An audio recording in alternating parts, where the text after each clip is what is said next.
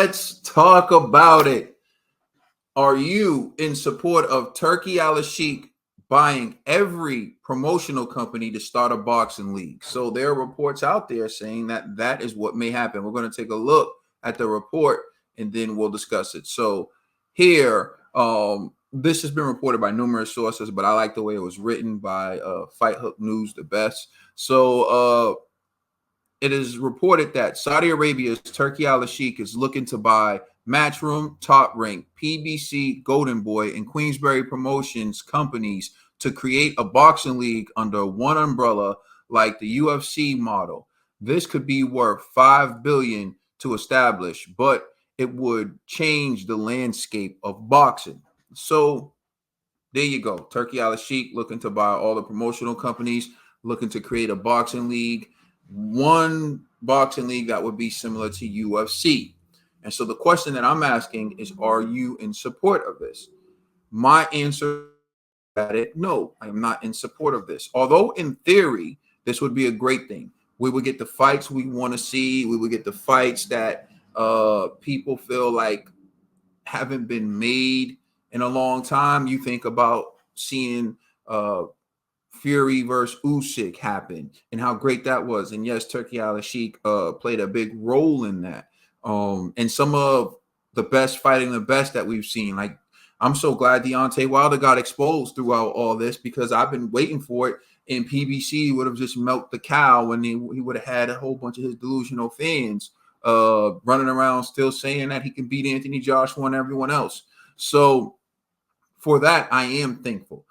But what I'm worried about is what happens when you have all these fighters under one umbrella and there's no other promotional company for them to turn to. Well, now you can set the price. See, right now, Turki Al-Sheikh is paying the fighters and the promotional companies well to make these big fights.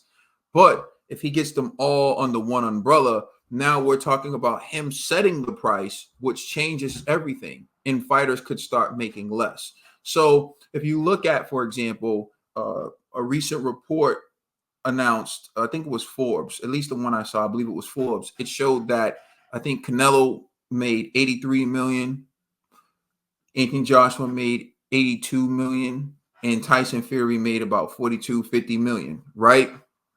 So that's good. But they're not going to make that type of money if they all have to fight for one person, because now that person sets the price. So because that person sets the price, they're going to make the salaries a lot less. Think of UFC and how fighters are leaving UFC, going to boxing and getting knocked out for a check. That's basically what Francis Ngannou did. Francis Ngannou said, I can re-sign with UFC, make whatever he was making, like 500,000, whatever the salary was, which was peanuts in comparison to what he made for boxing. He said, I can keep having these tough, grueling fights. I may win some, I may lose some, but in the end, who knows what I will make cumulatively. Or I can go over to boxing, fight Tyson Fury. Maybe I'll get knocked out, but I'll make more in that fight with Tyson Fury than I would have made in my entire UFC career, which he ended up hitting the lottery because he actually got a split decision loss to Tyson Fury that many people felt like he won, which allowed him to get a second bite at the apple against Anthony Joshua, who is financially and more marketable, more financially appealing and better for your pockets, and also more marketable than Tyson Fury. So he got to fight AJ. He paid the price for it, but hell, you rather get knocked out by AJ and go run into that bank than having 4 or 5 grueling fights in UFC that you may lose anyway and still not have a fraction of the money. So that's what I worry about for boxers under a boxing league where one man has all the control. See, what ends up happening right now for fighters is no one has a monopoly on the sport. And so you have options, right? You have options. If you can sign with Golden Boy, you can sign with Top Rank, you can sign with PBC, you can sign with Matchroom, you can sign with Queensberry. So you have movement, you have things you can do. If you don't like one promoter, you can go to another promoter. I know, theoretically in your mind, you're thinking, eliminate the promoters, we get the best fights. Yeah, we get the best fights, but is it what's best for the overall health of the sport? Some people would say, well, UFC is thriving. UFC was thriving, but look at what happened with its top stars. Its top stars left to go into boxing because they wanted to make the type of money that the boxers were making. So my only concern for selling these promotional companies selling their rights to the fighters and selling off their companies to create one league is it's going to cost $5 billion. So you're going to pay $5 billion to get all these fighters under one umbrella, and then how much are you going to pay them for the fights?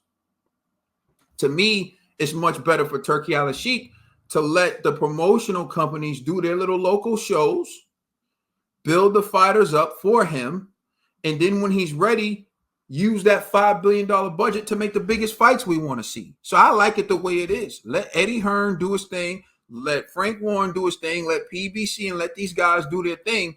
And then for Riyadh season, when you're ready, tap into that $5 billion budget. Hell, if that's what you want to do, tap into the budget every year. Give yourself amount of money you want to spend on some big fights, and then just buy them from the promoters. And why do you want to take it all over and make one league? Don't make any sense to me. It's too much. The fighters are going to start making less. And then why would Frank want to sell? Maybe Frank would want to sell, but why would Eddie want to sell? Frank's probably like, I'm getting too old for this ish, Danny Glover style. He probably just saw Don King's last promotion and said, I do not want to end up like that. If I could punch the ticket right now. But my thing is, why would Turki Alalshikh want to get involved in something that he doesn't know? He doesn't know promoting these fighters. Frank Warren's been doing it for decades. You got Eddie Hearn, who he started off rocky in my opinion, but since he stopped dissing other promoters and started working with them, he's been doing a damn good job. So you got Eddie Hearn, who's been learning the game and who is figuring things out, and who I think now is going to start to reach his maximum potential now that he learned that it's better if we ball till we all score than me trying to take all the shots, right? So that's what's up with Eddie Hearn. And then you have Al Heyman. They build the stars. And quite frankly, they build the stars because it's important to their success. See, Turki Alalshikh got Deontay Wilder, and he just proved how trash Deontay Wilder is, right? But PBC actually put Deontay Wilder in with the opponents that allowed him to become a superstar, that allowed people to even be delusional enough to think he could beat and compete at the top level. You need that. And you're not going to get that if you create this boxing league that Turki Alalshikh is talking about. It's going to be like UFC. People are going to come in, go out fast. But if he waits for them to build the stars, then he can just bring them over for Riyadh season, put them in the ring, put on the biggest shows, and save money. Yeah, I don't think it's a smart idea to buy all the promotional companies. One, because I think that these promotional companies do a good job of building up their fighters. Like, look at Edgar Berlanga, for example. What a hell of a job that Bob Arum did with him, right? But again, let them build up the fighters, and then for Riyadh season, you just step in and pay for the fights you want. It'll save you money, because one thing I do know is, yeah, he's going to buy the stable from all, but is he going to create the new stars the way they would? Eddie knows how to do it. Frank Warren knows how to do it. Al Heyman knows how to do it. These guys know how to do it. So is he going to buy it and then let them? I don't understand. Like, to me, just keep doing what you're doing. But I think it's a bad idea because, one, I think it's going to hurt fighter salary. Two, I don't think they're going to build the stars the way that they need to. I think the sport is going to die. I think the best part of boxing, that we don't like it, but it's real, is when we have AJ versus Deontay, and we see the way they're moving, and we want AJ versus Deontay. It would have been nice if we had Turki Alalshikh to step in when the time was right and say, make this fight happen now. I want this fight. We all would have tuned in. But we never would have had it if it was a boxing league, because Wilder would have got exposed a long time ago. But anyways, let me know what you think in the comment section. Do you think this is good for boxing? Are you in favor of the boxing league? If so, let me know why. If you feel like you agree with me, Let me know in the comment section. If you think there's some things that I overlook, let me know in the comment section. But in the end, I'm just concerned about building stars and the salary of fighters going down. Once one man sets the market, is in control of the maximum amount of money one fighter can make, which to me would be bad for the sport. Thank you. I'm out. Peace.